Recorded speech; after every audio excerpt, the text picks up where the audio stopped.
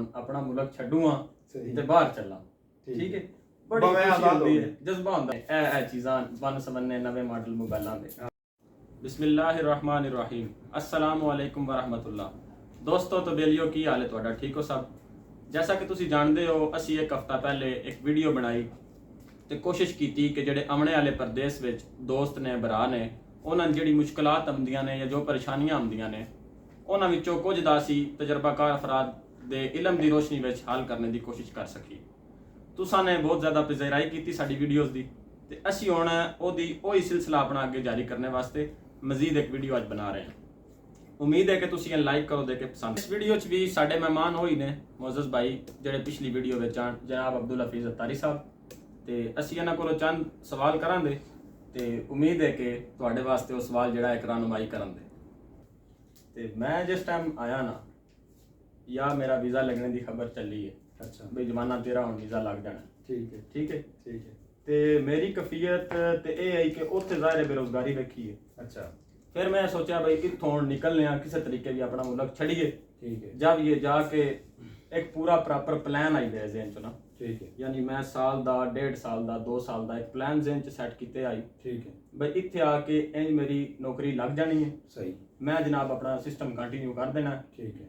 इस अरसे बाद मैं घर आ जाना, इतने पैसे मैं कमा लेने ने, ए चीज़ां बन सवन्ने नवे मॉडल मोबाइलों दे।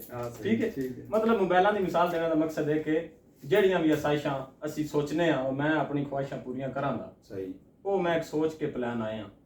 ਲੇਕਿਨ ਮੇਰੇ ਨਾਲ ਤੇ ਇੰਜ ਨਹੀਂ ਹੋਇਆ ਇੱਥੇ ਆ ਕੇ। ਅੱਛਾ, ਫਰਕ ਪਿਆ।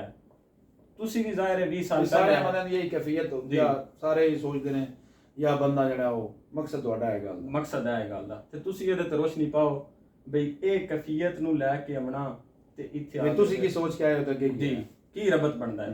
ਸਹੀ, ਪਤਾ ਕੀ ਹੈ, ਜਿਸ ਟਾਈਮ ਕੋਈ ਵੀ ਬੰਦਾ, ਇਹ ਹਰ ਬੰਦੇ ਦਾ ਇਹ ਜ਼ਿਹਨ ਹੁੰਦਾ ਹੈ, ਜਿਸ ਟਾਈਮ ਉਹਨੂੰ ਪਤਾ ਲੱਗਦਾ ਨਾ ਪਹਿਲੀ ਵਾਰੀ ਵੀ ਮੈਂ ਹੁਣ ਬਾਹਰ ਜਾਣਾ ਜੀ, ਤੇ ਪਹਿਲੇ ਉਹਦੇ ਜ਼ਿਹਨ 'ਚ ਇਹ ਗੱਲ ਆਉਂਦੀ ਹੈ ਵੀ ਮੈਂ ਬਾਹਰ ਜਾਣਾ, ਪੈਸੇ ਕਮਾ ਲੈਣੇ ਨੇ ਯਕਦਮ, ਇਹ ਵੀ ਸ਼ੈ ਲੈ ਲੈਣੀ ਹੈ, ਉਹ ਵੀ ਸ਼ੈ ਲੈ ਲੈਣੀ ਹੈ, ਆਪਣਾ ਮੇਰਾ ਸਾਰਾ ਨਿਜ਼ਾਮ ਹੋਣਾ, ਸਿਸਟਮ ਹੋਣਾ। ਠੀਕ ਹੈ।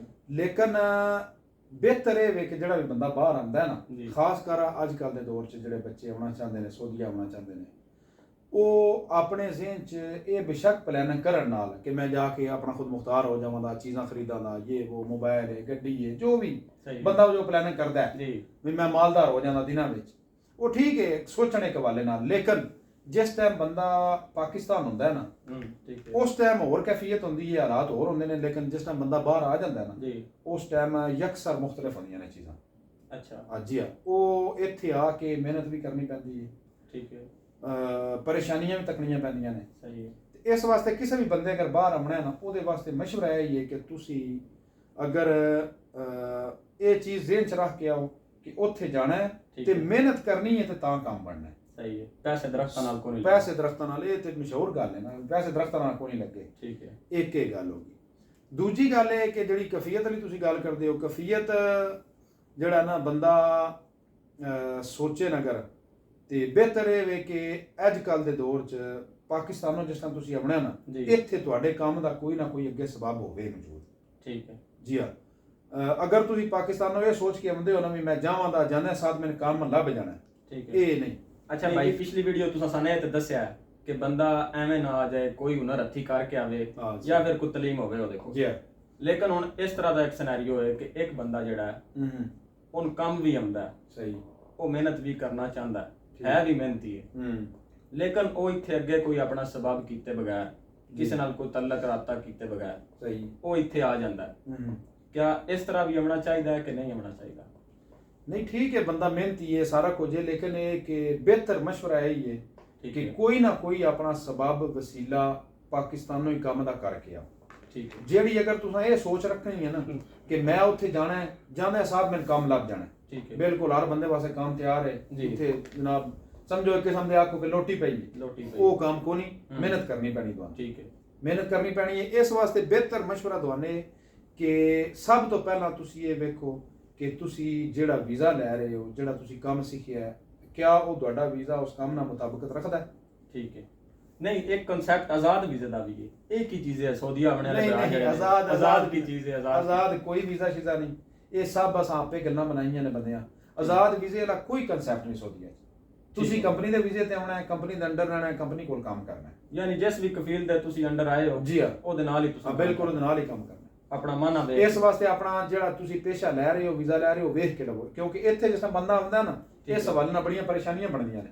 ਤੁਹਾਡਾ ਮਹੀਨਾ ਹੋ ਰਿਹਾ, ਕੰਮ ਤੁਸੀਂ ਹੋਰ ਕਰਨਾ ਚਾਹੁੰਦੇ ਹੋ, ਉਹ ਫਿਰ ਮਸਾਇਲ ਬਣਦੇ ਨੇ, ਕੰਮ ਨਹੀਂ ਲੱਭਦੇ, ਬੰਦੇ ਕੰਮ ਨਹੀਂ ਰੱਖਦੇ ਆਪਣੇ ਕੋਲ, ਉਹ ਫਿਰ ਮਸਾਇਲ ਬਣ ਜਾਂਦੇ ਨੇ। ਇਸ ਵਾਸਤੇ ਠੀਕ ਹੋ ਗਿਆ, ਇਹ ਤਾਂ ਮਸਾਇਲ ਤੋਂ ਬਚਣੇ ਵਾਸਤੇ ਪਹਿਲੇ ਤਦਬੀਰ ਕਰਕੇ ਬੰਦਾ ਆ ਜਾਏ ਤੇ ਉਹ ਜ਼ਿਆਦਾ ਬਿਹਤਰ। ਅੱਛਾ ਭਾਈ ਦੱਸੋ, ਜਿਸ ਟਾਈਮ ਇੱਕ ਬੇਰੋਜ਼ਗਾਰ ਦਾ ਵੀਜ਼ਾ ਲੱਗਦਾ ਹੈ, ਉਹ ਜਨਾਬ ਬੜਾ ਖੁਸ਼ ਹੁੰਦਾ ਹੈ, ਮੈਂ ਹੁਣ ਆਪਣਾ ਮੁਲਕ ਛੱਡੂਆਂ ਤੇ ਬਾਹਰ ਚੱਲਾਂ, ਠੀਕ ਹੈ, ਬੜੀ ਖੁਸ਼ੀ ਹੁੰਦੀ ਹੈ, ਜਜ਼ਬਾ ਹੁੰਦਾ ਉਹਦੇ ਅੰਦਰ, ਮੈਂ ਆਜ਼ਾਦ ਹੋ ਗਿਆ, ਮਸਾਇਲ ਤੋਂ ਆਜ਼ਾਦ ਹੋ ਗਿਆ। ਤੇ ਤੁਸੀਂ ਵੀ ਸੁਣਿਆ ਬੜੇ ਖੁਸ਼ ਹੋ, ਕੋਈ ਰੋਸ਼ਨੀ ਪਾਓ ਨਾ ਇਹਦੇ ਤੇ ਆਪਣੀ ਫੀਲਿੰਗ। ਅਸੀਂ ਖੁਸ਼, ਮੈਂ ਜਿਸ ਟਾਈਮ ਮੇਰਾ ਵੀਜ਼ਾ ਆਇਆ ਨਾ ਪਾਕਿਸਤਾਨ, ਜਾਂ ਕੋਈ ਸਬਬ ਬਣਿਆ ਮਸਲਨ ਆਉਣੇ ਦਾ, ਮੈਂ ਲਾਹੌਰ ਹੋਟਲ ਤੇ ਕੰਮ ਕਰਦਾ ਸੀ ਉਸ ਟਾਈਮ। ਠੀਕ ਹੋ ਗਿਆ। ਘਰੋਂ ਮੈਨੂੰ ਫੋਨ ਆਇਆ, ਉਹਨਾਂ ਆਖਿਆ ਵੀ ਤੂੰ ਨਾ ਸ਼ੇਵ ਸ਼ੂ ਆਪਣੀ ਦਾੜੀ ਵਧਾ ਲੈ।